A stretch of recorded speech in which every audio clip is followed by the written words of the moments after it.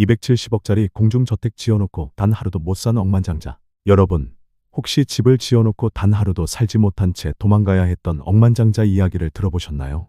오늘 제가 여러분께 소개할 이야기는 정말 영화보다 더 영화 같은 실화입니다. 인도 벵갈루루 한복판 34층 마철로 꼭대기에 있는 1100평짜리 펜트하우스.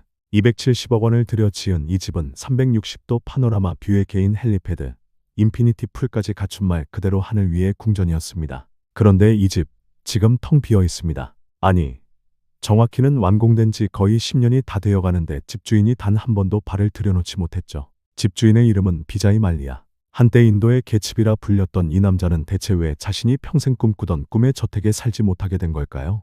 오늘은 화려함의 정점에서 추락한 한 남자와 그가 남긴 세계에서 가장 비싼 유령 저택 이야기를 해보려고 합니다. 1부, 인도의 개츠비 비자이 말리아는 누구인가? 자, 이야기를 제대로 이해하려면 먼저 이 남자가 누구였는지 알아야겠죠. 비자이 말리아는 1955년생으로 인도 최대 주류 기업 유나이티드 브루어리 그룹의 회장이었습니다. 우리로 치면 하이트진로나 롯데칠성 정도 되는 거대 기업이죠. 특히 킹피셔 맥주라는 브랜드로 인도 맥주 시장의 절반 이상을 장악하고 있었어요. 그런데 이 사람 단순히 돈만 많은 기업인이 아니었습니다. 인도에서 말리아는 그야말로 화려함의 아이콘이었거든요. F1 포스 인디아 팀의 구단주였고 IPL 크리켓 팀도 소유했으며 킹피셔 항공이라는 항공사까지 운영했습니다. 본인 소유의 개인 제트기만 해도 여러 대였고요.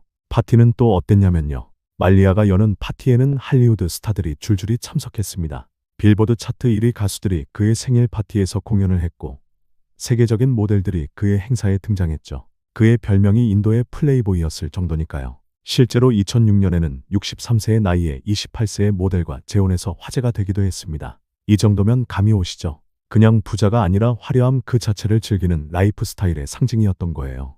2부, 꿈의 저택, 킹피셔 타워 스카이 맨션. 그런 말리아가 2012년 자신의 이름을 딴 킹피셔 타워 프로젝트를 시작합니다. 벵갈루루는 인도의 실리콘 밸리라고 불리는 곳이죠. IT 기업들이 밀집해 있고 인도에서 가장 빠르게 성장하는 도시 중 하나입니다. 그 중심부에 34층짜리 럭셔리 레지던스를 짓기로 한 겁니다. 여기까지는 뭐 평범한 부동산 개발 프로젝트처럼 보이죠. 그런데 말리아는 이 타워의 최상층 3개층, 정확히는 32층부터 34층까지를 통으로 자신의 저택으로 만들기로 결정합니다. 면적이 얼마냐고요?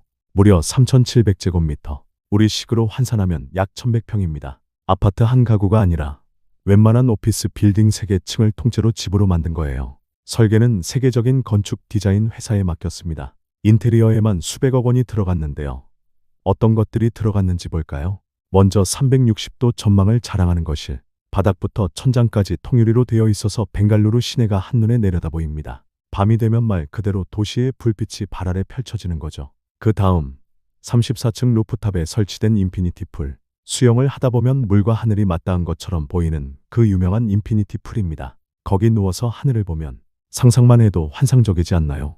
개인 헬리패드도 있습니다. 집에서 헬기 타고 바로 공항이나 다른 도시로 이동할 수 있게 만든 거죠. 교통체증? 그런 건 애초에 경험할 필요가 없는 세계입니다. 개인 체육관, 사우나, 영화관, 와인 저장고. 이쯤 되면 집이라기보다는 하나의 리조트에 가깝죠. 총 공사비는 약 270억 원으로 추정됩니다. 2016년 기준이니까 지금 환율로 치면 더 올라가겠죠. 말 그대로 하늘 위의 궁전이었습니다. 말리아는 이 집을 자신의 인생 최고의 역작으로 만들 계획이었습니다. 여기서 전 세계 명사들을 초대해 파티를 열고 자신의 라이프 스타일을 완성할 꿈을 꾸고 있었죠. 하지만 인생이란 게 계획대로 되는 법이 없죠. 3부, 몰락의 시작 킹피셔 항공의 추락. 화려한 겉모습 뒤에는 이미 균열이 시작되고 있었습니다. 말리아의 가장 큰 문제는 2005년에 야심차게 시작한 킹피셔 항공이었어요.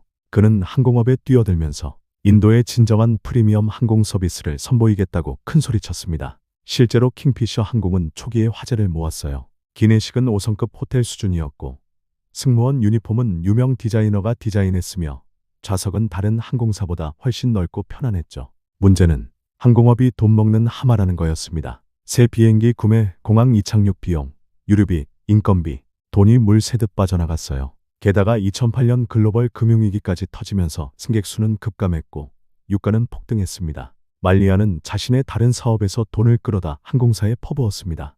은행 대출도 엄청나게 받았고요. 2012년경에는 킹피셔 항공의 부채가 1조 원을 넘어섰습니다. 급기야 2012년 10월 킹피셔 항공은 운항을 중단합니다. 직원들 월급조차 못 줄 지경이 된 거죠.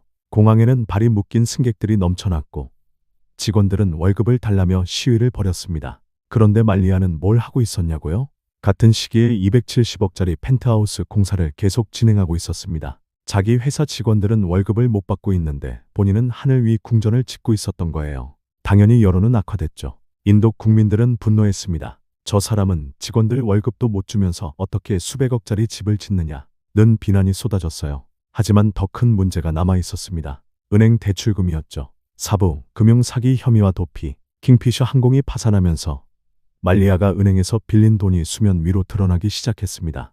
총액이 얼마였냐고요? 무려 90억 달러, 우리 돈으로 약 12조 원입니다. 문제는 이 돈을 빌릴 때 사용한 방법이었어요. 말리아는 회사의 재무 상태를 속이고 허위 서류를 제출해서 대출을 받은 혐의를 받았습니다. 쉽게 말해 금융 사기죠. 인도 정부는 2016년 본격적으로 말리아를 조사하기 시작했습니다.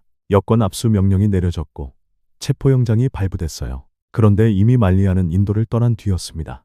2016년 3월 2일 말리아는 영국행 비행기에 올라탔습니다. 공교롭게도 그가 떠난 직후 인도 당국은 그의 여권을 무효화했죠. 며칠만 늦었어도 출국이 불가능했을 겁니다. 영국에 도착한 말리아는 런던 고급 주택가에 자리를 잡았습니다. 그리고는 인도 정부의 송환 요청을 거부하기 시작했죠. 나는 도망친 게 아니다. 사업차 영국에 온 것일 뿐이다. 라고 주장했지만 아무도 믿지 않았습니다. 인도 정부는 즉각 영국 정부의 범죄인 인도를 요청했고 긴 법정 공방이 시작됐습니다. 2017년 4월 말리아는 런던에서 체포됩니다. 하지만 보석으로 풀려났고 이후 수년간 법정 싸움을 계속했죠. 2018년 12월 영국 법원은 최종적으로 말리아를 인도로 송환하라는 판결을 내렸습니다. 하지만 그는 여전히 항소를 이어가며 송환을 지연시키고 있어요.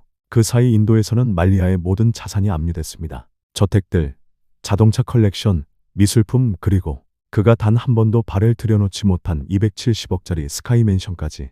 여러분, 오늘 이야기는 단순히 한 억만장자의 몰락 스토리가 아닙니다. 이건 욕망과 현실, 화려함과 책임, 꿈과 파산 사이의 경계에 대한 이야기예요. 집은 완성됐지만 주인은 없고 꿈은 이뤄졌지만 누릴 수 없는 이 아이러니한 상황.